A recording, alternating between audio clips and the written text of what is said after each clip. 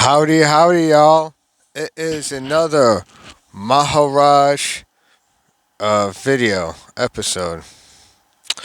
This is chapter 42. Reality cannot be expressed. Um, this chapter is a very interesting chapter. You have to, forgive the lighting and all that being weird. It's like about to be sunset relatively soon. Yeah, pretty soon, so it's just weird lighting and whatnot. So you'll have to hopefully be patient with that. But yeah, so this chapter is just it's a fascinating. I feel like this chapter just gets very in depth, very deep. Um, I really feel like I just got done reading through it the first time. This is definitely one of those that reminds me that this book is definitely one that ought to be reread and reread uh, numerous times. This isn't one just to do, just to have read over once. This is something to do numerous times. So yeah, it's like for example, the beginning part is very interesting because like Maharaj actually goes asks this guy a lot of questions, asks this person like he gets in the thick of it with this guy. This guy, this questioner, does go through an interesting.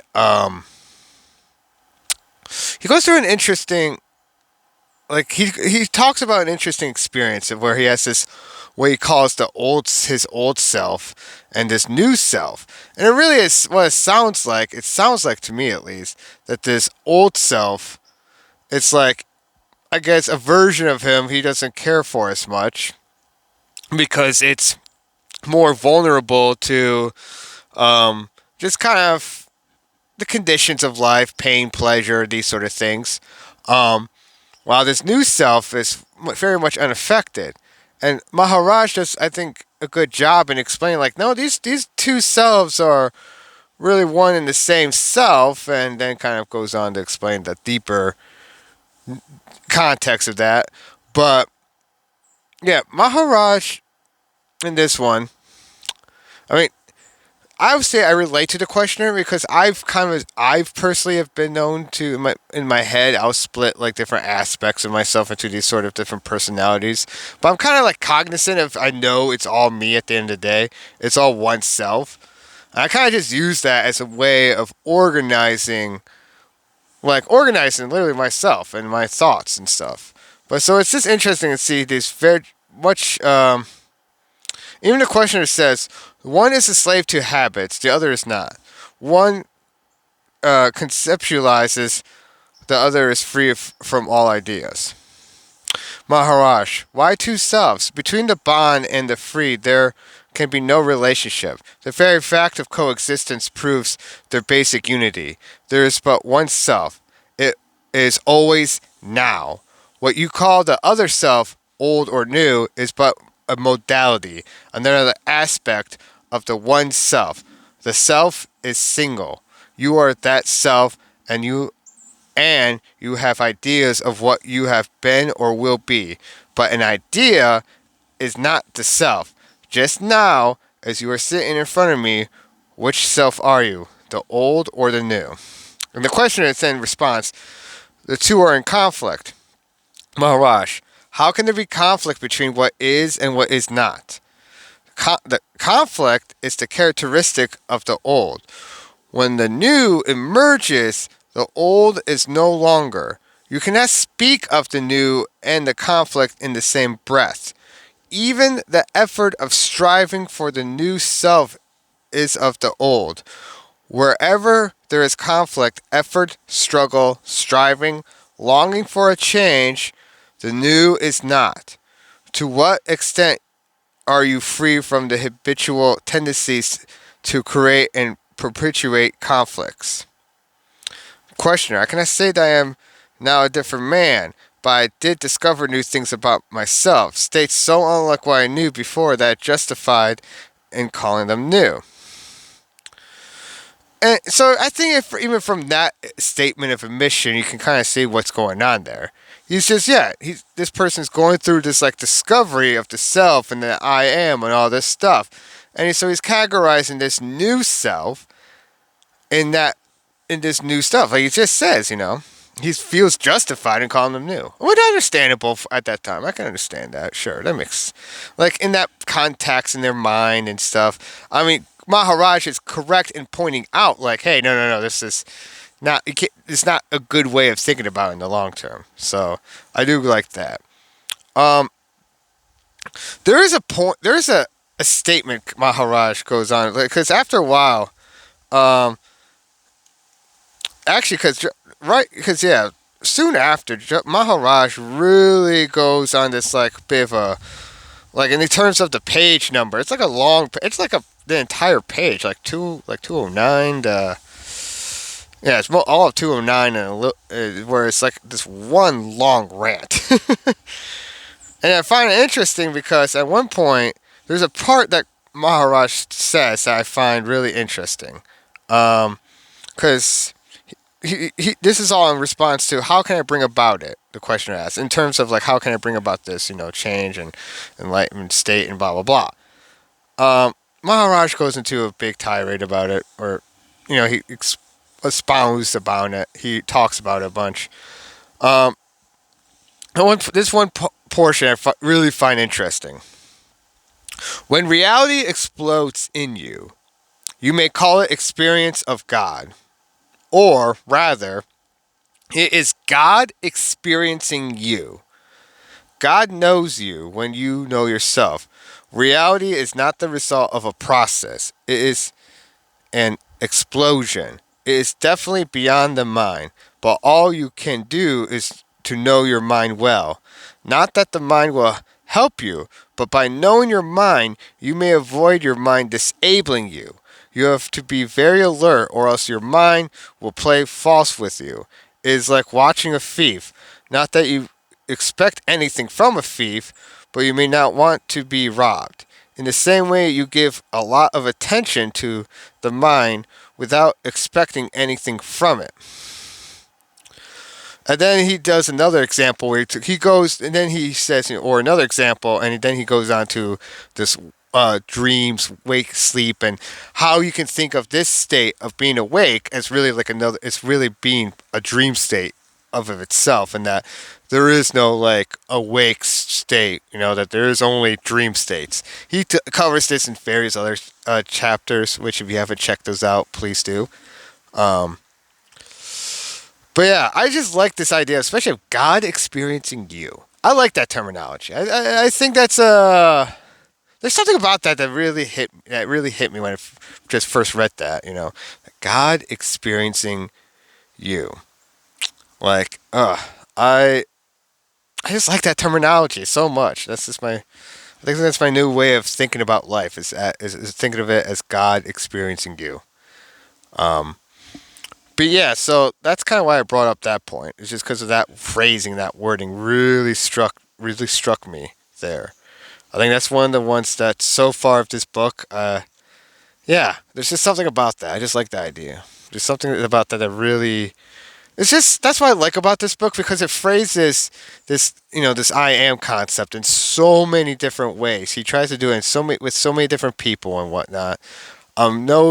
Two person, he has similarities in his approach after a while, and there's this sort of formula, obviously, but just the way he, like the sort of examples and the way he will present those examples to people definitely varies, and it's kind of to show that he's being very aware of the sort of mindset mindset of the person that it's in front of him.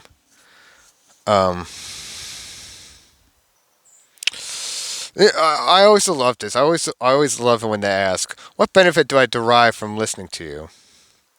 Maharaj, I am calling you back to yourself. All I ask you is to look at yourself, towards yourself, into yourself.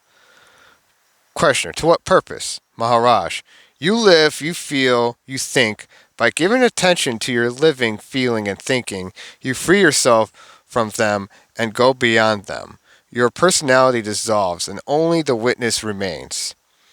Then you go beyond the witness. Do not ask how it happens. Just search within yourself. Question: what does the difference between the person and the witness? What makes the difference between the person and the witness? Maharaj: both are modes of consciousness. In one you desire, and in fear, and in the other you are unaffected by pleasure and pain, and you are not ruffled by events. You let them come and go.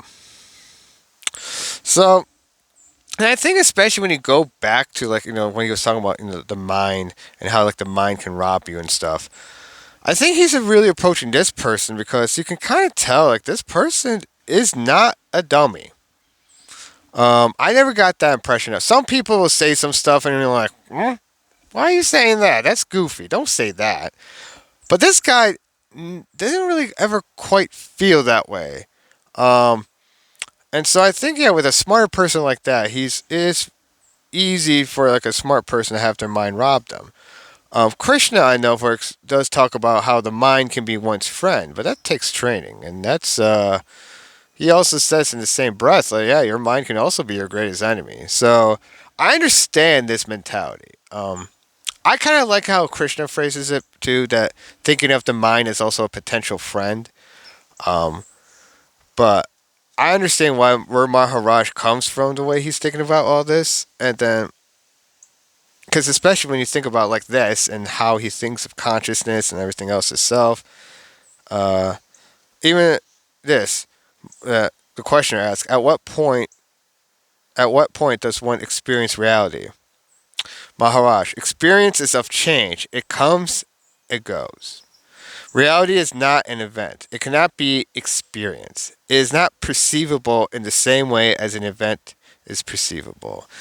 If you wait for an event to take place for the coming of reality, you will wait forever. For reality neither comes nor goes. It is to be perceived, not expected. It is not to be prepared for and anticipated. But the very longing and search for reality is the movement, the operation, action of reality. All you can do is to grasp the central point that reality is not an event and does not happen, and whatever happens, whatever comes and goes, is not reality. See the event as event only, the transcendent as transcendent, experience as mere experience, and you have done all you can. Then you are vulnerable to reality, no longer armored against it, as you were when you gave reality to events and experiences. But as soon as there is some like or dislike, you have drawn a screen. Yeah, and that point is really powerful, I think. He's like, it is like an important, like if we are understanding ourselves, our very self, as the witness, to be beyond of mind and beyond of our thoughts and all these things. Like this to me is like the next logical conclusion. This goes for experience. This goes for all these things. Think of them as merely those things, and that is a bigger than what they are. Don't think of things as bigger than what they are. I think that's what a lot of this comes down to. Is Maharaj and how he is, because he even then talks about how the world will react when he dies, when he will die, and blah blah blah. It's not. He's like, even at one point he says there is peace, deep, immersed, unshakable. Events are registered in memory, but are of no importance. I am hardly aware of them. Questioner: if I understand you rightly, this state did not come by by cultivation. Maharaj: there was no coming. It was always. It was so always. There was discovery, and it was sudden. Just as at birth you discover the world suddenly, as suddenly I discovered my real being. We just kind of think of it, as a sort of second coming, right, or a second rebirth. To kind of relate it more in the Christian thing. Um, but yeah, I mean, no fun quote at the end or anything like that, which is sad. I always like a good Maharaj quote. Um, but yeah, really at the end, he's just, you just got to commit to it. Just devotion.